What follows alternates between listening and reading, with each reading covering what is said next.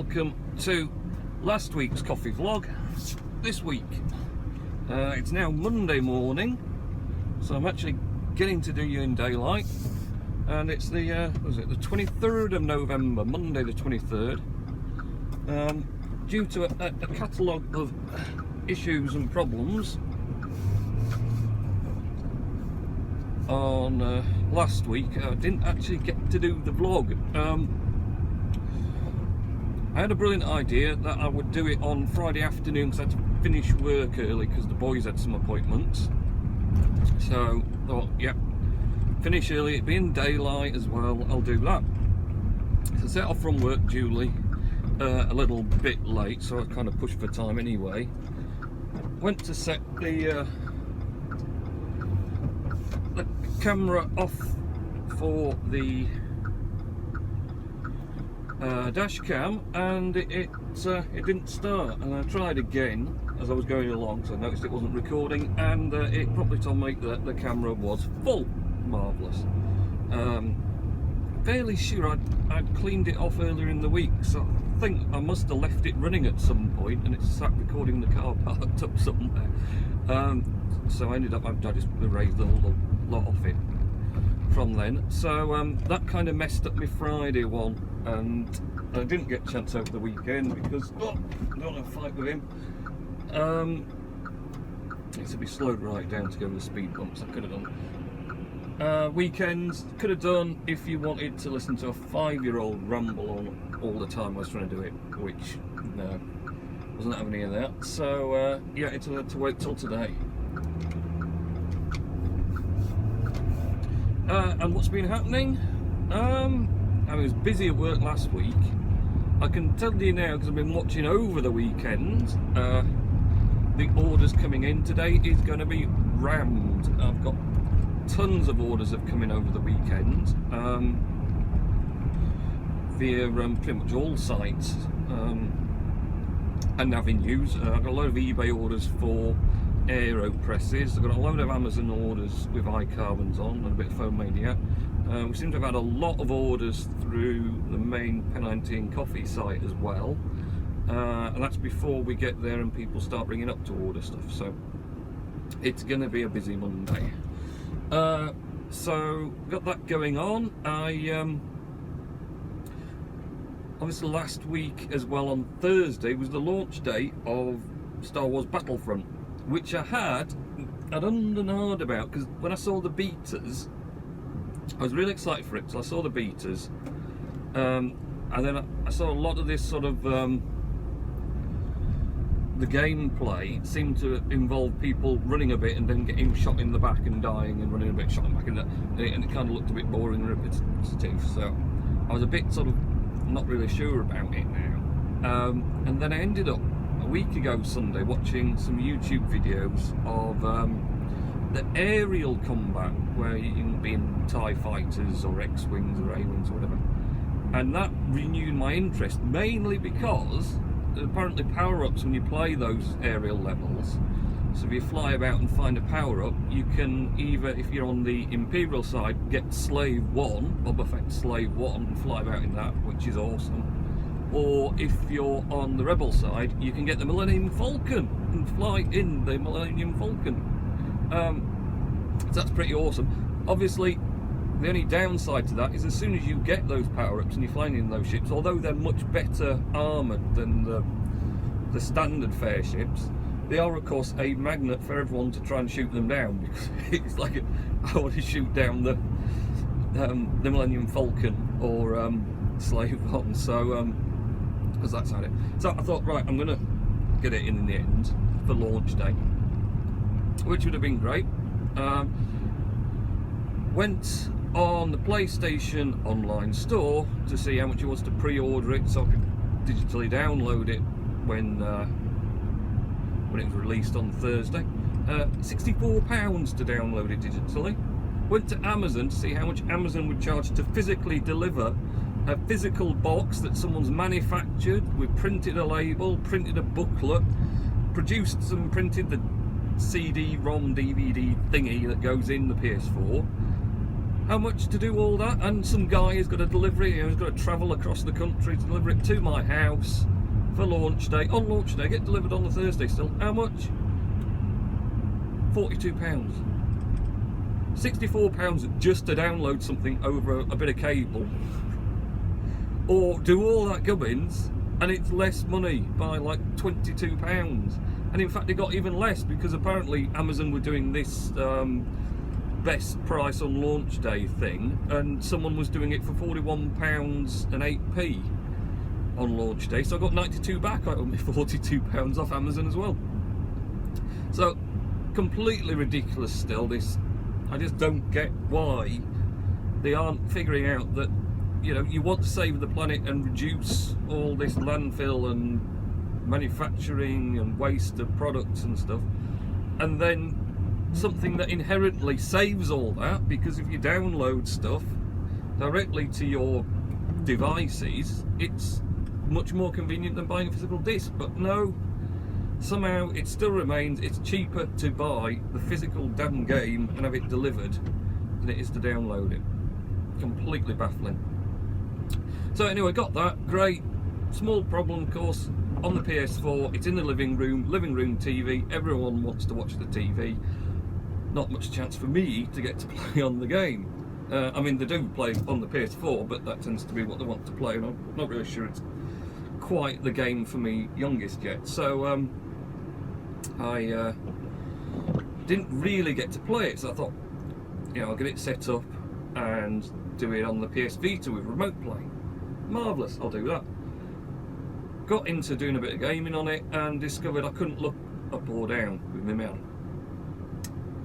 Look left and right, but most of the time he was looking at the floor, which isn't great. You're trying to run about and shoot people. So it turns out something I'd not even known about, the PS Vita right joystick thingy, which can't remember when we've actually needed to use it for any games that we play on the Vita normally, which is probably why we're not noticed. Wasn't working, so I had to replace that. So that stuffed up my Thursday night gameplay. I had to take it apart Friday night, which is actually dead easy. Sony done a great job on making the Vita a pretty much a simple to sort of repair and fix sort of thing. Mainly because the sort of the control pads and D-pads for either side are on separate boards. They didn't attach them to the main board, so you can just take one little sideboard off, and then there's just a few ziff ribbon cables to just lift the latches on there. Just little tiny ports, and pull the cables out, take that one bit off, swap out your little wiggly bit, and then put it all back together again, and it works. Well, hopefully it does. It did for me anyway. So got that all fixed, and but also I think Saturday night I managed to get a decent amount of gaming on, because everyone fell asleep or went to bed, so left me the TV free. So I had a good long run on Saturday night, where I discovered, unsurprisingly, I am totally rubbish at the game. Consistently at the bottom of the kill board, which was well, I'm not that bothered really, because to be honest, the game itself is beautiful looking, and it's just, you know, it's more fun to actually just run around and look at the scenery and everything going on around, rather than worrying about the entire object of the game of shooting people or defending things or whatever else. So did that. The flying stuff is amazing. Always flying games previously, whenever I've encountered them, have always had this inherent flaw that you just kind of miss everyone, because you zip past whatever you're aiming for, and then you way long past it, and then you turn back round and the same thing happens, because you approach each other at such huge velocity. The chance of actually shooting them is about zilch. That's always been my experience of flying, any sort of flying game like that. Just didn't really quite work that well, and they seem to have got the engine perfect in the Star Wars Battlefront, because when you're zipping about, you can sort of head and bank and turn round and get a decent chance at a glancing shot at someone. If they're shooting at you and you see the fire going past you, you can sort of bank and drop and spin round and get them off your back and head round back towards them. You do get a few occasions where you physically clip or run into enemy fighters, which I suppose, given there's loads of them about flying about in the air with you, it's not surprising. And a few close calls with your own fighters as well. But on the whole, yeah, it's really enjoyed the flying levels. One thing I did notice on the Endor levels, so that's the forest section, had the Ewoks in the film.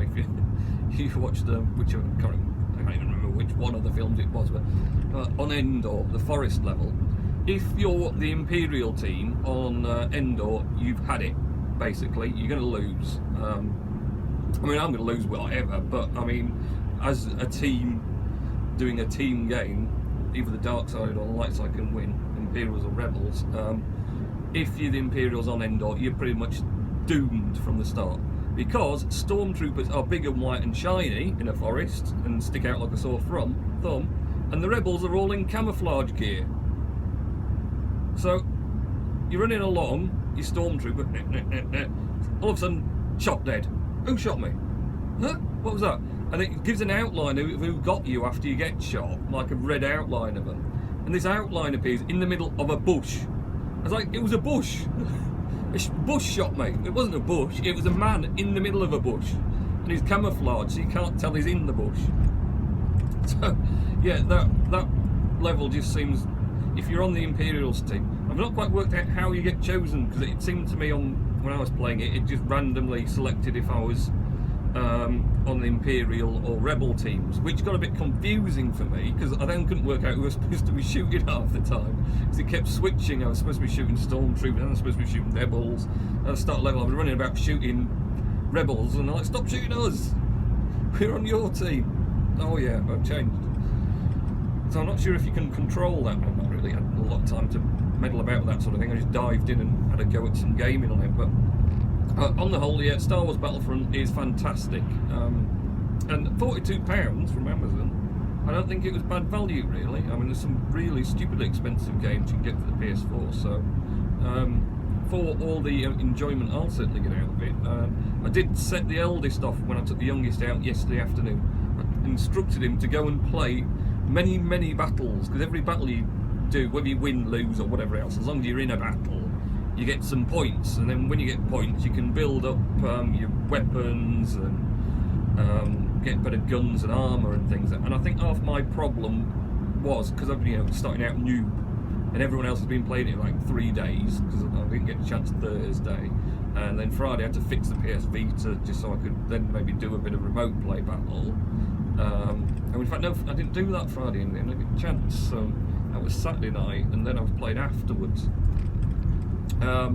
So anyway, instructed him just to do many battles, just to go through to get more credit, so I can armour up a bit, and I have a better chance of actually killing people, because I seem to be running about and shooting 1,000,000 bullets.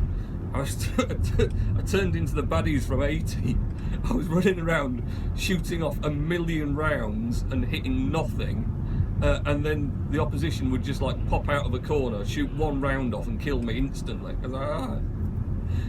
And the thing is, about when you die, you respawn somewhere entirely different in the game map, which is kind of good in a way, because it means if there was loads of people shooting at you, if you come back in the same spot where you were, you're just going to get shot again and die, so it's pointless. So it fires you off somewhere there's no one, so you can run back into the fray and maybe make your way back in, be a bit more sort of sneaky or whatever else. So thoroughly enjoyed that.